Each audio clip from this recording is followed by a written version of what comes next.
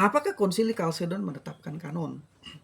Ini masih terkait dengan pernyataan Yonatan Purnomo yang menganggap bahwa Trinitas itu Trinitas Kalsedon, ya, bahwa Trinitas itu ditetapkan di Konsili Kalsedon dan bahwa kanon Alkitab itu juga ditetapkan di Kalsedon.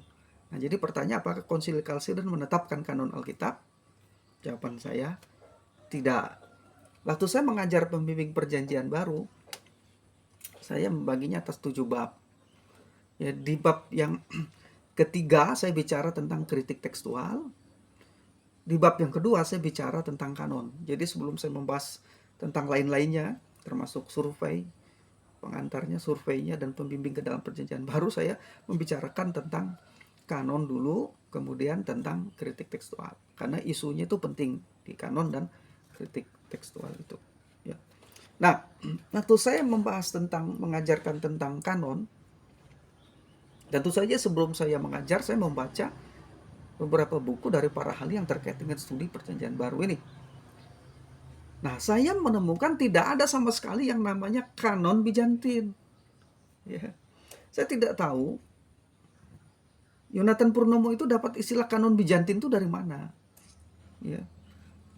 Apakah dia dari promotornya waktu mengambil doktoralnya, atau dari bacaannya, atau dari mana, atau bagaimana. Saya tidak mau berasumsi terlalu jauh.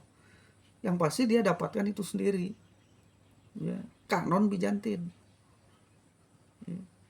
Nah, yang saya tahu dari studi saya, ya, mulai dari mahasiswa sampai saya mengajar, daftar kanon itu mulai dari kanon Marcion sampai kanon di Konsili Hippo dan Konsili Kartego.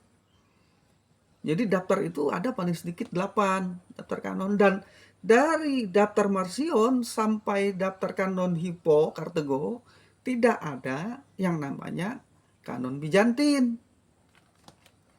Ya. Dan perjanjian baru kanonik itu finalnya di Konsili Hippo dan Kartego. Ya.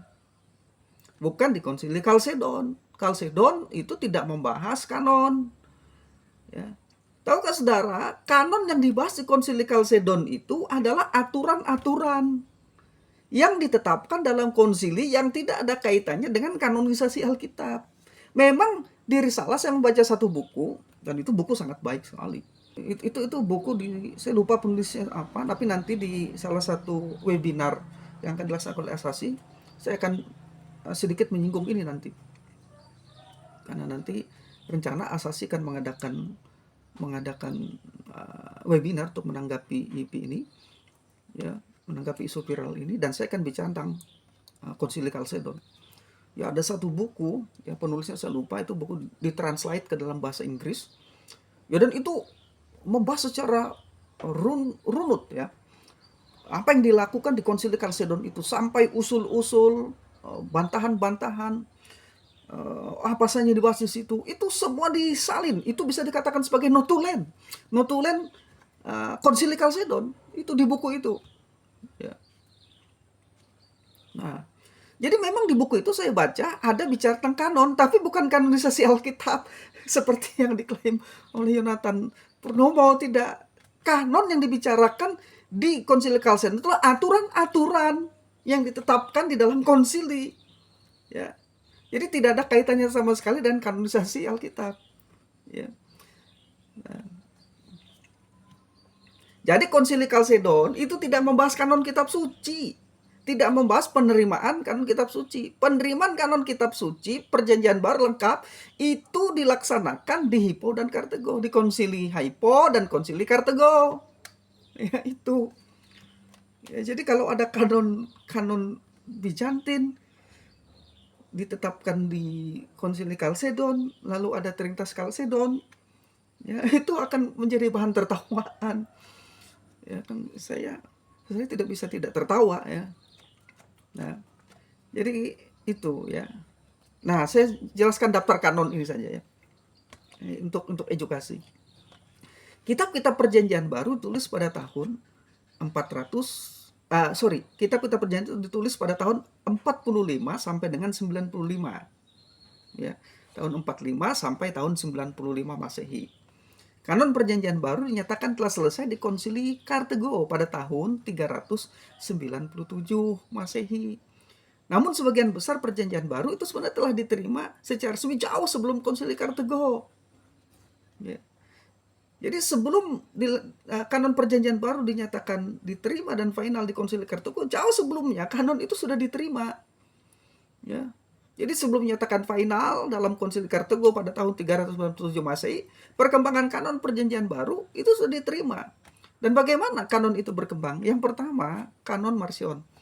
Tahun 84 sampai dengan tahun 160 Masehi. Jadi tahun 84 sampai 160 Masehi. Ini adalah daftar buku Perjanjian Baru tertua yang disusun di Roma pada tahun 140 Masehi oleh seorang yang bernama Marcion, seorang pemimpin gereja atau uskup di Roma. Nah, ia ini seorang asketis yang berasal dari kota kecil Sinopa dekat Laut Mati. Maksud saya ialah kanon Marcion itu kanon Perjanjian Baru sudah ada. Manuskrip itu dikumpulkan oleh Marcion. Ya. Jadi kanon Marcion ini, daftar Marcion ini terdiri dua bagian, yaitu satu kitab Injil Lukas yang tidak dipengaruhi Judaisme, yang kedua ada 8 surat Rasul Paulus, ya.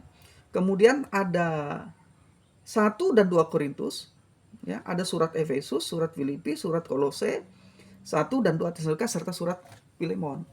Ya, nah itu jadi sudah ada daftar kanon yang disebut dengan kanon Marcion sebelum final di Konsili Kartego, ya. Nah, yang kedua daftar Irenaeus, ya. Kalau tadi daftar Marcion, kanon Marcion, yang kedua daftar Irenaeus atau kanon Irenaeus. Ia adalah uskup di Gaul, ya. Dia menyusun Perjanjian Baru berjumlah 21 kitab waktu itu, Irenaeus. Pada tahun 120 berkisar 120 sampai 202 Masehi. Ia menerima 4 kitab Injil, menerima kitab Kisah Para Rasul, menerima surat-surat Paulus, dan surat-surat lainnya termasuk kitab Wahyu. Jadi sekarang kita melihat ada 2 kanon daftar Perjanjian Baru awal sebelum final di Konsili Kartego, yaitu Marcion dan Irenaeus, ya. Nah, yang ketiga itu daftar Muratori. Itu disusun pada tahun 170 Masehi, ya, oleh Antonio Muratori, sehingga disebut kanon Muratori. Seorang sejarawan dan pustakawan Itali yang mencetuskan kanon Perjanjian Baru. Muratori itu sekitar tahun yang saya sebutkan tadi 170 Masehi. Yang dimasukkan dalam daftarnya itu adalah Injil Matius, Markus, Lukas, Yohanes, Kisah Para Rasul. Lalu kemudian ada 1 dan 2 Korintus, ada Efesus, Filipi, Kolose, Galatia, 1 dan 2 Tesalonika, Roma, Filemon, Titus, 1 dan 2 Timotius, dan kitab Wahyu. Jumlahnya 21 kitab. Nah, sekarang kita punya 3 daftar di awal penyusunan kanon, penerimaan kanon Perjanjian Baru, yaitu Marcion, Irenaeus, dan Muratori.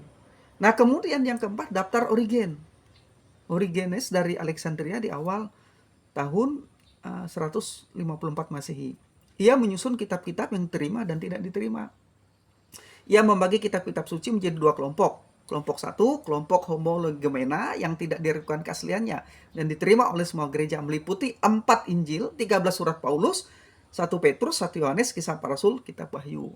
Kemudian kelompok kedua yang dia susun adalah antilegomeno yang diperdebatkan dan tidak semua gereja menerimanya saat itu, seperti Ibrani, 2 Petrus, 2 dan 3 Yohanes, Yakobus, dan Yudas, ya. Nah, jadi sekarang kita sudah melihat ada 4 daftar sebelum Konsili Hypo dan Konsili Kartego, ya. Nah, kemudian daftar yang kelima adalah daftar Eusebius dari Kaisaria. Itu berkisar antara tahun 265 sampai 340 Masehi. Ia mengikuti Origenes.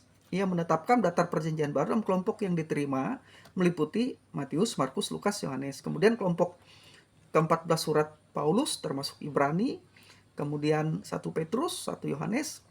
Ya, itu yang dimasukkan di situ, yang kelompok yang diterima. Sedangkan kelompok yang diragukan meliputi surat Yakobus, Yudas, 2 Petrus, 2 dan 3 Yohanes, ya. Nah, jadi Eusebius ini juga mengikuti Origen. Eusebius dengan tegas menolak Kisah Para Rasul dan Wahyu Petrus pada waktu itu, ya. Dia juga menolak The Secret of Hermes dan lain sebagainya yang kita kenal sebagai apokripa saat ini. Jadi sudah ada 5 daftar kanon waktu itu ya. Sebelum konsili Kartego. Kemudian konsili Laodikia itu dilaksanakan di tahun 363 Masehi. Konsili ini menetapkan kanon perjanjian baru dengan jumlah 26 kitab. Jadi pertama kali dilaksanakan konsili di Laodikia, ya, mereka menetapkan 26 kitab perjanjian baru. Karena kitab Wahyu belum diterima pada waktu itu. Ya, jadi hanya 26 kitab lainnya. Diputuskan bahwa 26 kitab tersebut boleh dibaca di gereja. Selain itu tidak boleh. Ya. Tapi kitab Wahyu belum diterima waktu itu. Makanya hanya 26 kitab. Itu di mana? Konsili Laodikia pada tahun 363 Masehi. Nah, kemudian yang ketujuh, daftar Athanasius dari Alexandria pada tahun 367 Masehi. Ya, ia mendaftarkan perjanjian baru sebagai berikut: Injil Matius, Markus, Lukas, Yohanes, Kisah Para Rasul, Yakobus, 1 Petrus dan 2 Petrus, 1, 2, 3 Yohanes, Yudas, Roma, 1 dan 2 Korintus, Galatia, Efesus, Filipi, Kolose, 1 dan 2 Tesalonika, Ibrani, 1 dan 2 Timotius, Titus, Filemon, dan Wahyu. Jadi Athanasius menerima semua itu sebagai firman yang diilhamkan Allah, dan dengan tegas menyatakan agar jangan ada seorang pun yang menolak salah satu dari daftar tersebut.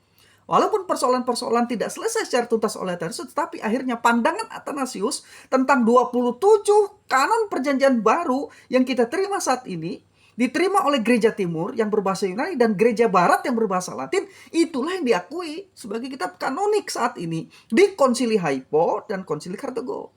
Jadi daftar Athanasius dari Alexandria yang menetapkan 27 kitab perjanjian baru pada waktu itu kemudian dilanjutkan di dalam Konsili Hippo. Ya, pada tahun 393, ya. Dan Konsili Kartego pada tahun 397 Masehi. Kedua konsili ini secara resmi memutuskan untuk memberlakukan atau memberlakukan ke-27 kitab kanonik sebagaimana daftar kitab perjanjian baru yang kita miliki saat ini. Jadi penerimaan mereka itu didasarkan pada kesadaran akan nilai kitab itu, ya, sebagaimana yang diinspirasikan, diilhami Allah, ditambah lagi dengan fakta bahwa kitab-kitab tersebut telah umum digunakan oleh gereja-gereja saat itu. Ya, selanjutnya pada tahun 419 Masehi, Paus Innocentius I secara resmi menyatakan bahwa keputusan Konsili Kartego adalah sah. Dengan demikian kanon perjanjian baru yang berjumlah 27 kitab itu akhirnya diterima oleh semua gereja. Gereja Roma Katolik, gereja Ortodoks, dan gereja Reformatoris. Gereja-gereja Protestan. Ya. Nah, jadi dari sejarah perkembangan kanon itu, dari daftar Marcion sampai Konsili Kartego, tidak ada yang namanya kanon Bizantin. Nah, pertanyaan saya, Yonatan Purnomo yang katanya ahli biblika, ya, itu dari mana dia dapat istilah kanon Bizantin? Itu pertanyaannya. Dari mana mendapatkan istilah kanon Bizantin? Jadi apakah Konsili Kalsedon membahas kanonisasi Alkitab? Tidak sama sekali. Karena kanonisasi Alkitab dibahas di Konsili Hippo dan Konsili Kartego. Apakah Konsili